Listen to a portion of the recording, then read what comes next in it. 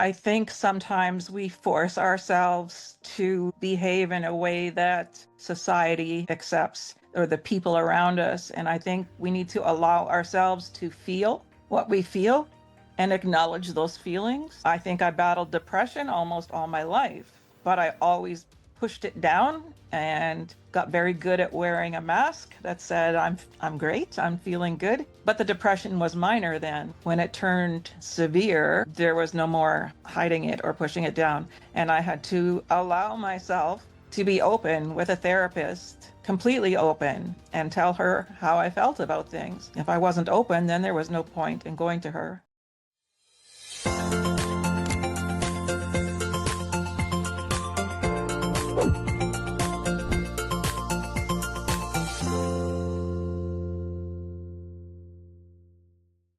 Welcome to Allow Yourself podcast. Today, we have a guest that has helped a lot of people sharing her stories. And she's so open with her story that sometimes it's amazing how it works. And her name is Pam Wells, and I think that the name also bring her well. And her story is that we hear about her story from herself, but she faced a long and challenging battle with clinical depression, enduring multiple hospitalizations, years of therapy, and trying various medications.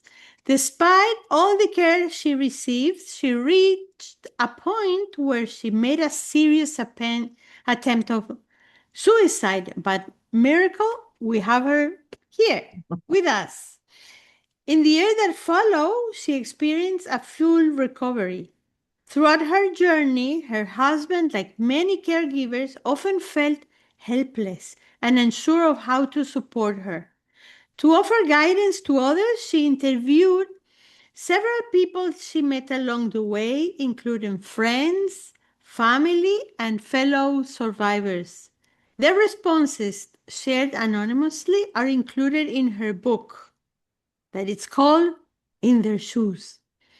We'll talk about it in a little bit. The responses shared and she wrote this book to help those struggling with depression feel seen and understood, and to provide loved ones with tools to offer minimum support.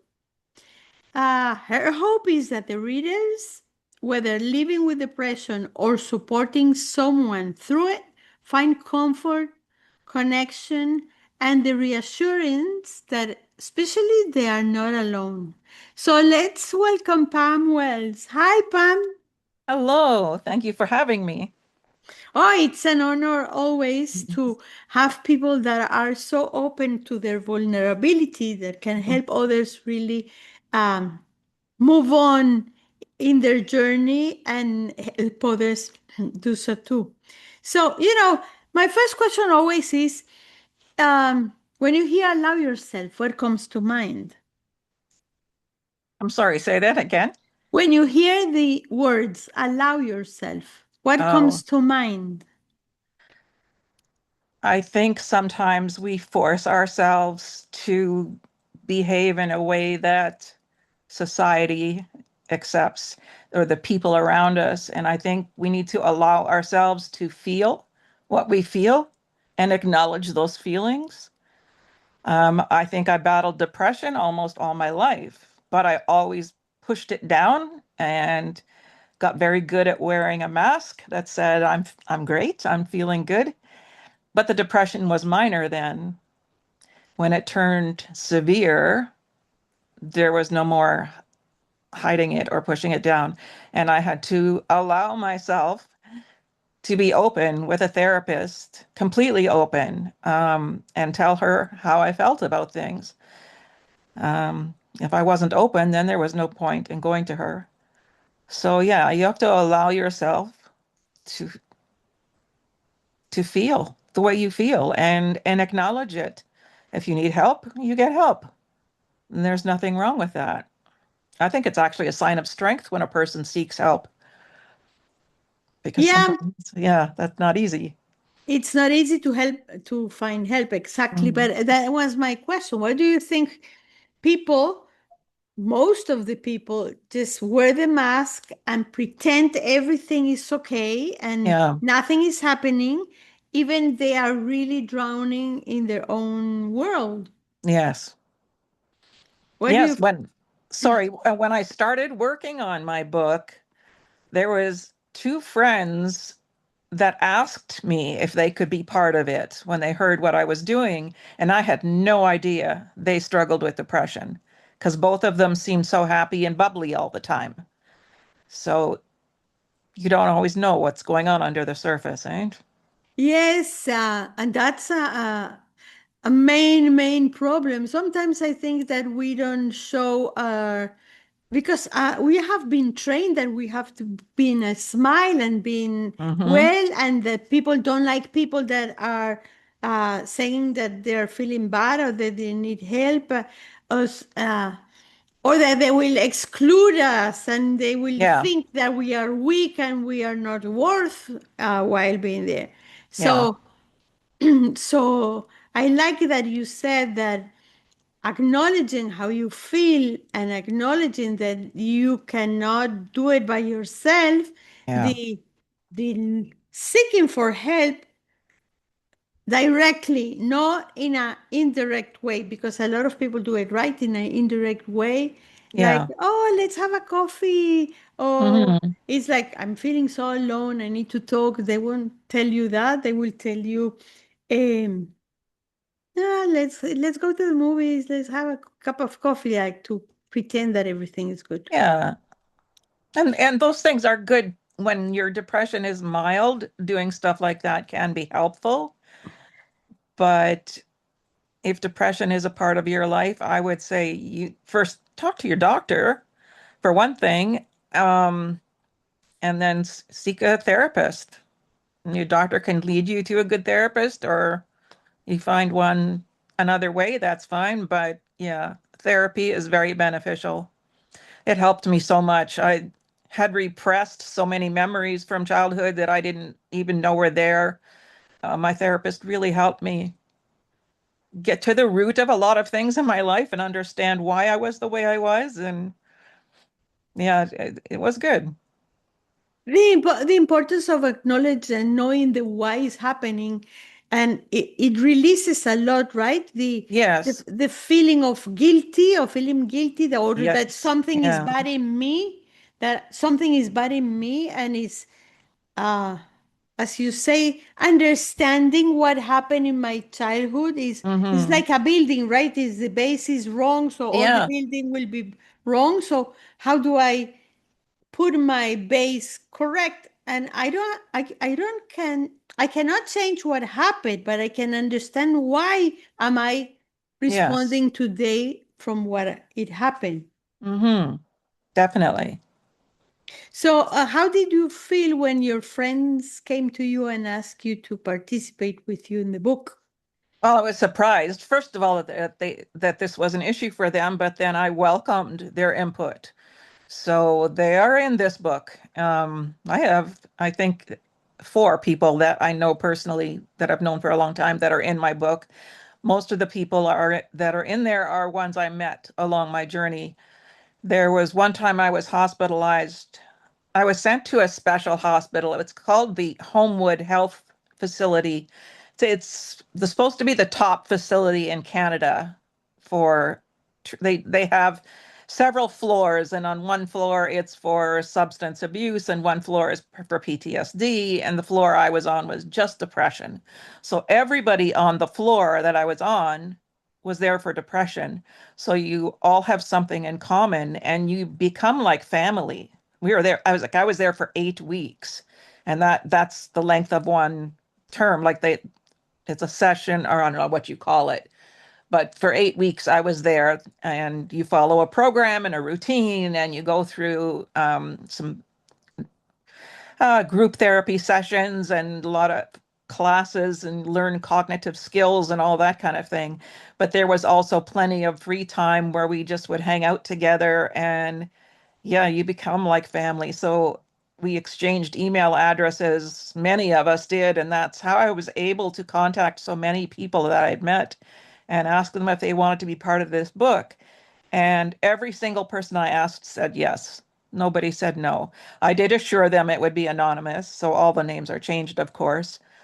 Sometimes I said how I knew the person, but there were some people that didn't want me to say anything about how I knew them because the stigma of depression, they didn't want anyone to know that this was their battle. And that's hard when you have to hide it from everybody, but it's also hard to be open in public because you're afraid of pushing friends away. And I think I was so worried about pushing people away that I just bottled it all up inside and I wouldn't talk about it at all.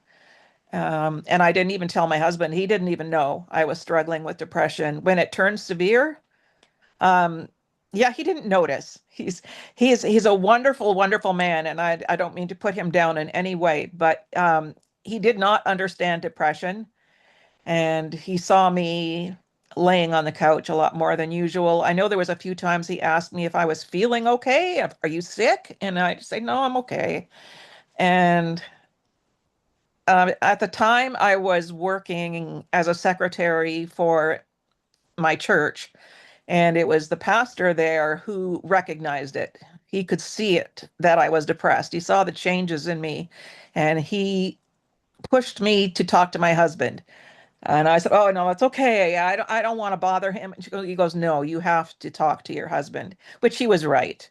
And when I finally did open up and tell my husband how I was feeling, he was so compassionate and understanding. Um, he didn't understand depression. He didn't know what to do about it or how to help, but he he loved me through it, which is what I needed the most. So, yeah, he was there for me in every way he possibly could. But I know at one point he said, "What can I do?" And I said, "You're doing it. You're doing everything I need from you. You're doing." But he, like a man, he wanted to fix it. But there's nothing you can say or do to help someone out of depression. It's different for everybody. So I'm not going to say that you all have to do it the same way. It's like everybody's different.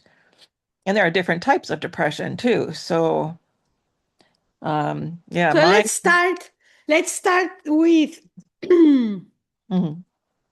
before you tell what's yours, that I interrupted you, That's sorry, okay. No, interrupt all you need to. is what is the stigma The for stigma of depression? depression, people, if people, once people know that you're depressed, they treat you different. So I think just people want to hide the fact that they're depressed. It might affect their job. It might affect their relationships with friends. So, What's treating you different? Tell us an example. let's How it's see. treating you different. Well, there were twice when I was in severe depression, there was a function that I would normally have been invited to, and I wasn't invited. That happened twice. I sat home and cried all evening. It hurt me Yeah. so bad. So And it it's like, even put you further there. They exclude yeah, you. They exclude you they because they excluded think me. that you have a infectious disease. Well, it's like I don't know. They probably thought, oh, she's depressed. She won't want to come anyway. And the truth is, I didn't want to come. But not being invited really hurt. That was very hurtful. Um, what would help is if somebody said, "We're having a party on this date. You don't have to respond and tell me whether you're coming now or not, because you don't wait and see how you feel that day. And if you want to come, we want you to come. You are welcome to come. If you come and after 5, 10 minutes, you feel like you can't handle it and you need to leave, that's okay. You can leave. Or we have a guest room down the hall. If you just want to go lay down for a while and then come back out later, that's okay too. Things like that. Just be understanding as you can. Um, would really help. Things, but just not inviting me really was very hurtful. That happened twice when I was depressed because I remember both times just feeling devastated that I wasn't invited when I normally would have been. And I knew that the depression was the reason. So I think things like that make people want to hide it. It's also they think depression is a sign of weakness and they don't want to appear that way. I think it's harder for men that to admit they're depressed. Um, I know a man, he's not in my book because I met him after I wrote it, but he traveled from England to Canada with his whole family to work in Canada, and he wanted to move his family here. And depression hit him in a major way once he was here, and he just didn't he couldn't do his job. He couldn't function properly. The depression was so bad. And I know him and I had some conversations later, and such a nice man. Oh my goodness, so nice. And his wife was so sweet. And he ended up having to find a different job that he could just manual labor instead of what he came here for because he needed to earn a living to pay for the home. But yeah, he just couldn't handle being in front of people and talking to people. So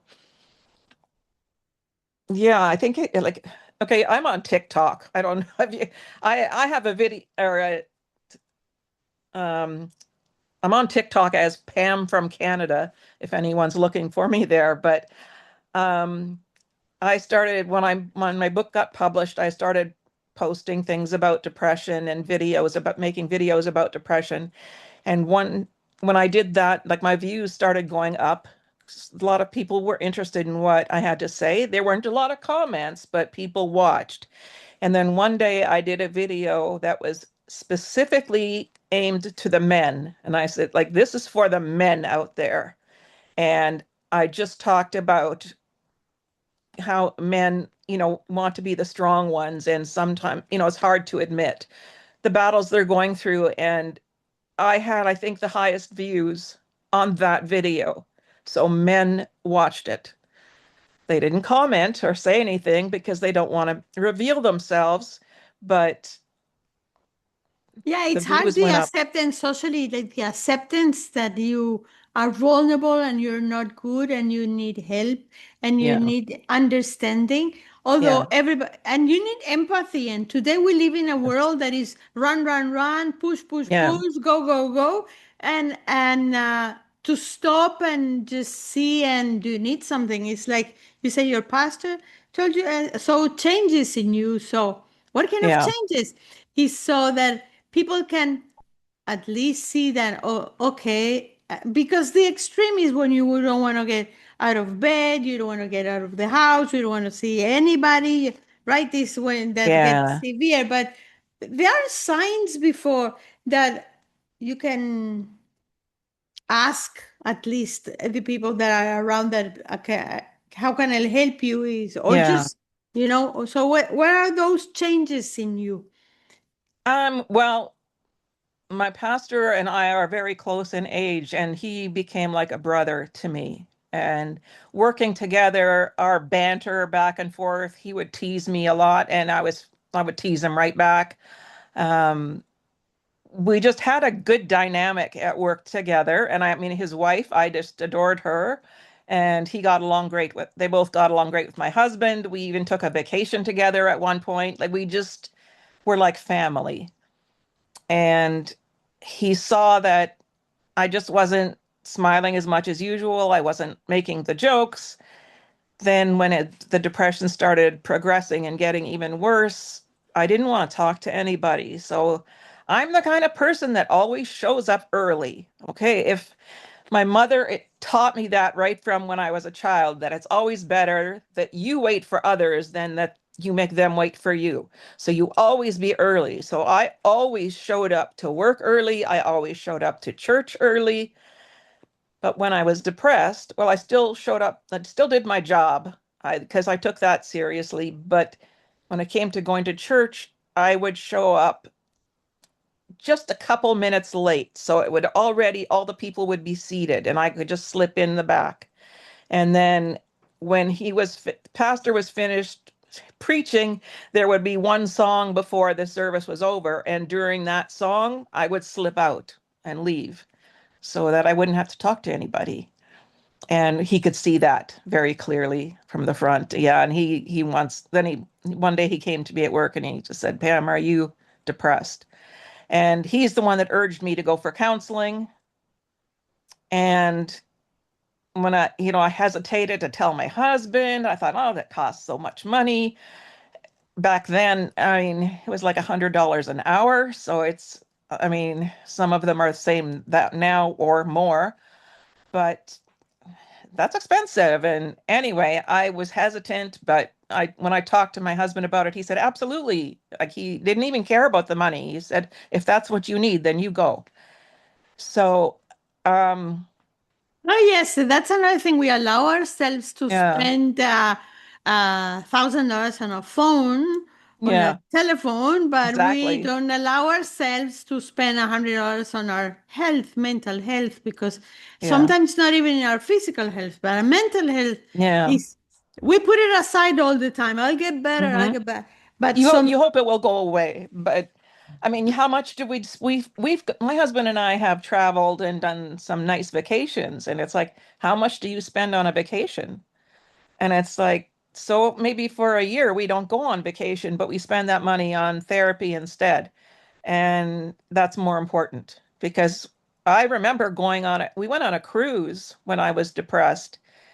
And I remember standing on a balcony and just imagining what it would be like to jump overboard. Now, I wouldn't do that to my husband, not to do that on vacation just seemed such a horrible thought, but I fantasized about it throughout the whole vacation, what it would be like to jump overboard. Um,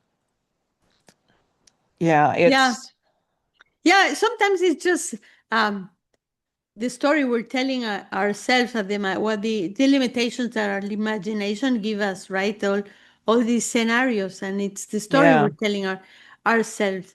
And you said yes, and in vacation it would be much better to be healthier mentally, emotionally, so you can really enjoy and the people around you enjoy. Because if you're yeah, bad, if you're bad and depressed and and vulnerable, and your tolerance go down, and you don't want to talk to anybody, so everybody around you is miserable too. Because uh, yeah, so that's the importance of taking accountability and yeah, acknowledge how you're feeling and getting the acceptance that is so yeah. hard. That word seems so easy, but it's so hard. The Hmm. acknowledgement and the not only acknowledge, but accept that you need help, right? Yes, yes, That, yes. and one thing Something. that you said, yeah, sorry, Oh, no, it's okay. I can be real chatty, so it's okay if you me too. interrupt. So, I so me just too. wanted to stress that the first therapist I saw, she only saw me 2 times and then she was done. She said she gave me a diagnosis and she's done.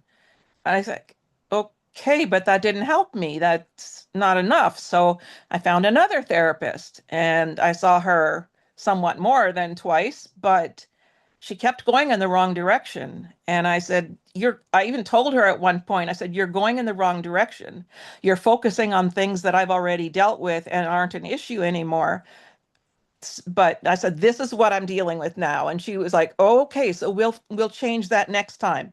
And then the next time I came, she still kept going in the wrong direction. So I just spoke to my pastor and said, I don't know what to do. Like, two therapists haven't worked.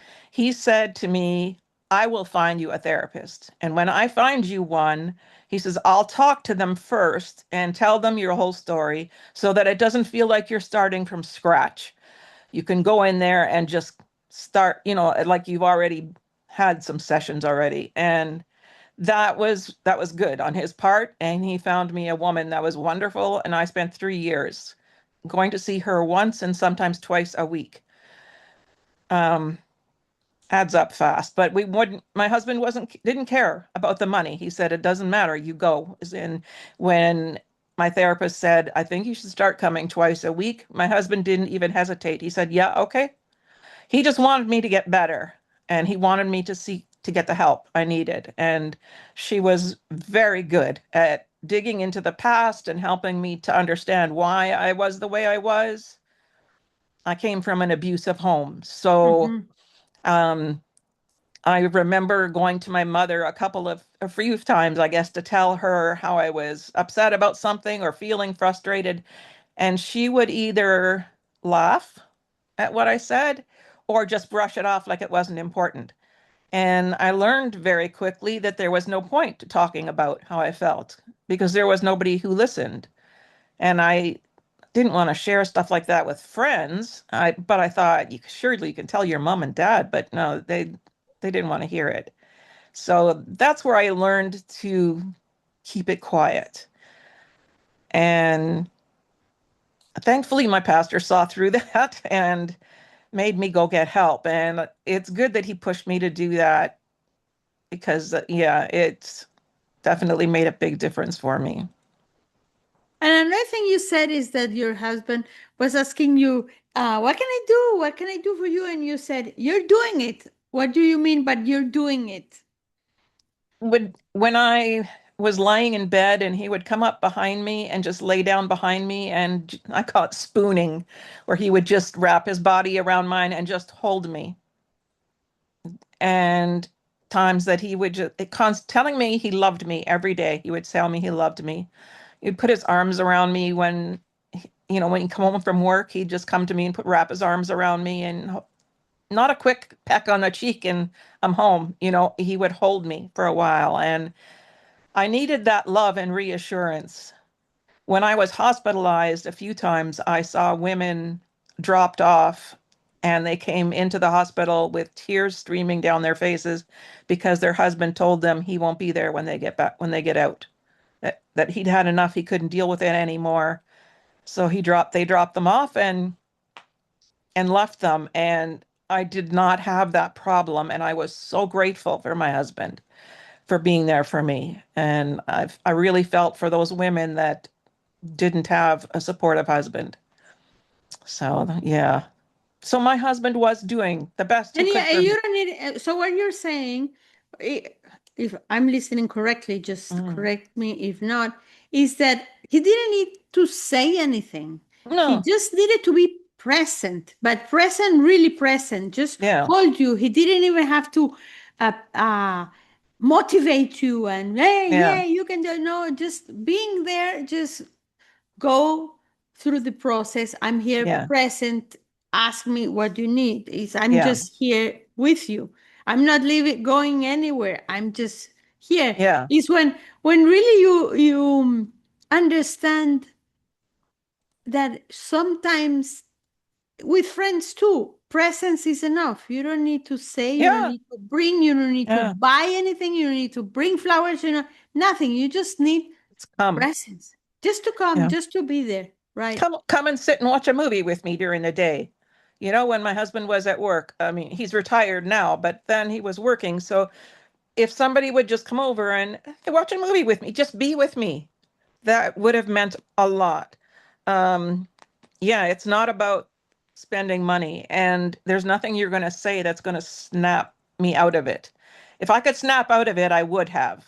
So Mhm. saying Yeah, snap out of and it, you don't need to be depressed for that. I can tell you that I have a special friend that mhm, last week she had a terrible week from so many different points, and so I told her on Sunday, "What are you doing?" I don't know. So just come home. And when she came here, you know what we did all day? We yeah, colored. We were coloring all day. yeah. Well, isn't Okay. that great? Yeah, and then she said, "Look, it looks like me." It was a nice deer with all the colors Yeah, and you know that it is. We that's a were not brilliant even, idea. yeah, Yeah, we were not even talking. We were yeah. just and I had another friend that they were in a country of war, and when the war starting, she started knitting. Okay.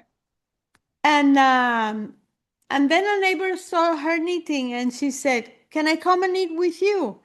So after a week, there were like 30 women Uh-huh. sitting on a living room knitting, not saying a word, just knitting. And then they put a purpose what they're doing the knitting for.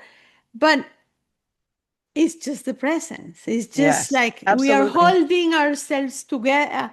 Yeah. Together, we're helping each other, and we are Mhm. mirroring also a lot. When we are, that's at least my experience. That when I'm vulnerable or down, as we call it, and I Mhm. have somebody present in my side, I can see myself.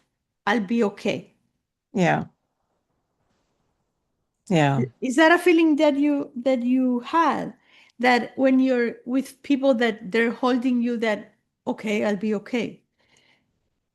Yeah, it meant a lot to have friends that just showed they cared, even if it was something very small. One story I can tell you is one day this was before I was depressed even, or after, I don't even remember now. But I was shopping and I saw a postcard with a very goofy picture on the front of a cow. It was just a very silly picture of a cow. And it reminded me of a friend who lived, well, it was like an 8-hour drive to get to her house. So she lived farther north, away from me. The postcard made me think of her because we had joked about cows at one point. So I just sent her the postcard just for fun. She told me later, like several months later after we were together at one point, she said she was walking out the door to go end her life. That's what she had planned to do that day. She was out the door. I don't know what she was going to do, but she says, I'm going to kill myself. And just as she was exiting the door, the mailman showed up and handed her that postcard. And when she saw the postcard, she burst out laughing and she went back inside the house and she did not end her life that day. And I mean, I don't know. There's no way I can know if she really would have gone through with it. I'm not saying that the postcard was so great. It took that desire away, but it gave her a break in her feelings. And she's still alive now. She's living I in think so. Florida. I So think that's yeah. God's way of Yeah. sending the messages without even we realizing that sometimes we just say something, we just smile at someone and Yeah. at the supermarket or anywhere. You don't know how you change your life with that. I Yeah. was working with an organization that it's called Blue Ribbon in Hmm. in California, in San Diego. And what the blue ribbon says, who I am makes a difference. And the ceremony is just to honor people for something good.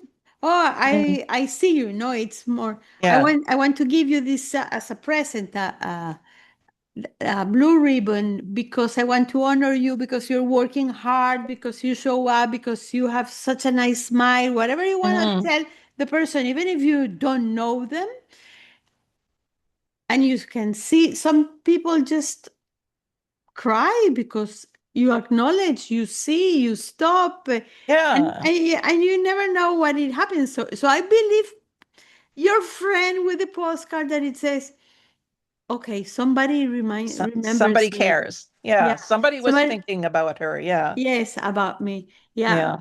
So Something else I can share is um in the late 1970s, going back a little ways, but my father was dying of cancer. And we knew he was at the point where he was never coming home again, that he was going to die in the hospital, that it was coming. And we had friends that owned a fruit farm in the Niagara area of Ontario. There's a lot of fruit farms. And these friends of ours had a large apple orchard. And there was one day my mother opened the front door and there was a small bag of apples on the porch from these people. And there was a note that said, we just wanted to show you that we're thinking of you and that we care. And then the following week, she opened the door one day and there was a little bit bigger, a basket of apples. And it's another note just saying, we don't know what to do, but we want to show you that we are thinking of you and we care. And then the following week, there was a bushel basket. I'm talking huge bushel basket full of apples. My mother couldn't even pick it up. My brother had to bring it in the house. And the note said, I know right now the last thing you need is more apples, but it's all we can do to show you how much we love you and that we care. And that meant the world to my mother. I don't remember what we did with all those apples, but I know we like to bake. So I probably baked a lot of things with those apples, but it meant so much just to have someone showing that they care. And I know when I was going through depression, a friend showed up with some flowers, and I know they weren't expensive. I think she got them for like $2 at the grocery store one day. It just meant so much to me because it showed she cared. So it's not about how much you spend. And like you said, you don't have to spend anything. Just come and be there with the person, sit with them, um, that kind of thing. But there were times when I was at church when somebody would say, "I'm going to call you this week and we'll go out for lunch." And I'd say, "Yeah, okay." Now inside, I'm thinking I don't really want to go out for lunch, but I would have if she'd called me. But she forgot and she didn't call, and that really hurt. So, yeah, in my book, I just say don't make a promise and not follow through because I guarantee the person who's depressed, they won't forget. If you forget your promise, they won't, and it does hurt. So, be careful what you say. Like if you're going to say something like that, you need to follow through, and it's important. That it's so powerful. So those who are listening, remember her book is In Their Shoes, Pam Yeah. Wells, in their shoes, Their shoes. Yeah. and it will, if you think it can help you, just buy the book anyway. Amazon, any online Yeah. stores, Barnes and Nobles, you will find the book and share. And even if you want to share she's not writing a book, but even if you want to share your story, Pam told me that she's an amazing listener, so you can contact her at pamwells at outlook.com in her Mhm. email, and she'll answer you. Um, a Mhm. last question, Pam. What do you think you need to allow yourself now in order to for for your next step, for your next stage in life? What do you need to allow yourself? I think you need to allow yourself grace for that you're not perfect and I'm not depressed now, but I have a chronic illness, and I have an important point to make when I tell you this. This started about 12 years ago. An unusual pain started, and it grew and grew to the point where now I am laying down in bed. I don't know if you can tell that I'm laying down. I'm not sitting up in a chair. I can't sit without great pain. And the cause of this pain is the abuse my father did to me when I was a child. He sexually abused me. And it caused damage that will sometimes show up for women when they hit their mid 50s. And when I hit my mid 50s, that's exactly when this started.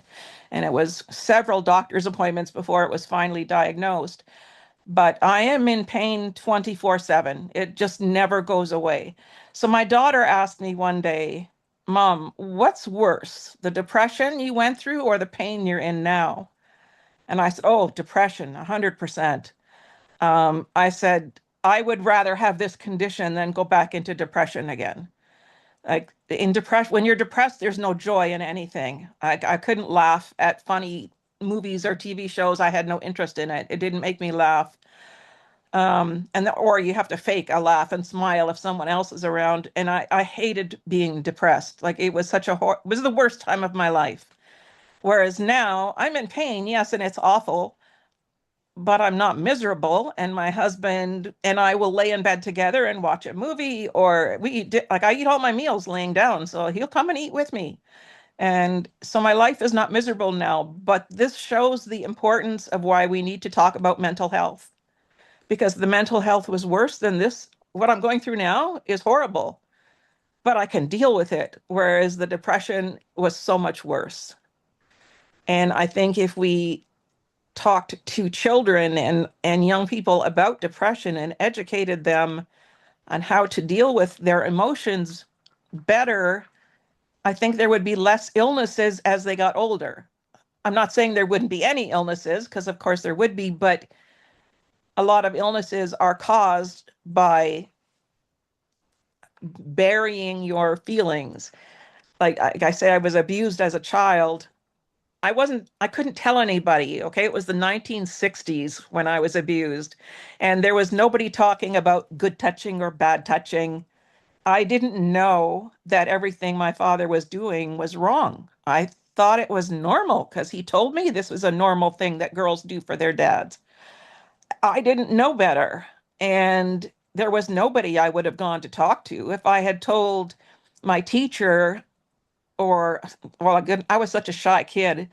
I can't imagine I would have had the They will strength. probably blame you. Yeah, Anyway, well, they will probably blame you they might anyway. not believe Mhm. me, or if I had gone to the police, they would bring me home. And my father would deny it, and then I would be in that much more trouble when the police left. So there was nobody that I felt I could talk to, so I suppressed it. And throughout my childhood, I always had stomach aches, always stomach aches. When you suppress the emotions that come with that abuse, it's going to come out some way. And your body will deal with it one way or another. And for me, it was stomach aches. And then when I was in high school, I started having headaches. And I had chronic headaches and migraines that lasted for years. And that's all because Mhm. I suppressed out all these feelings I had, and my body had to deal with it some way. And yeah, going to doctors over and over again for the headaches, and nobody could ever say, this is why you're having headaches, but nobody asked the right questions either.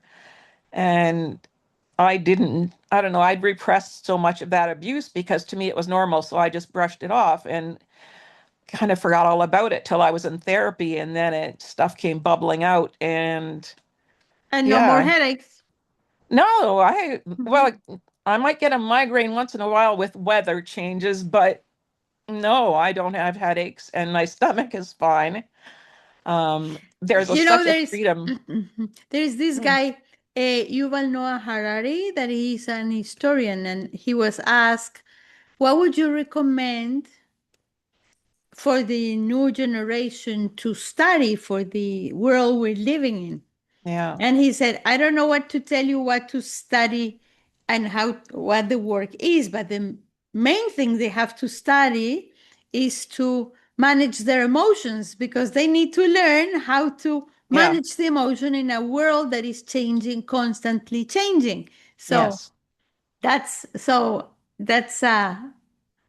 your advice. So, grace, allow yourself a lot of grace and Hmm. enjoy life. And thank you very much, Pam, for your openness and your heart, sharing your heart and sharing your experiences. And I know that it has not been easy, but you have been such a light for a lot of people, the people that you share in your book and that you put together to help others that in a disease that it's sometimes not only misunderstood but neglected, Yes. not only from the person but from the persons around.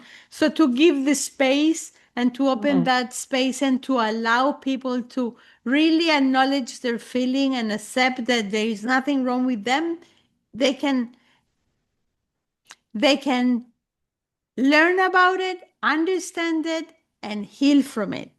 Absolutely. Absolutely. So thank you very Mhm. much. And for those who are listening, I remind you that to allow yourself, there are so many things you can allow yourself, and so many things you should not allow yourself to do too.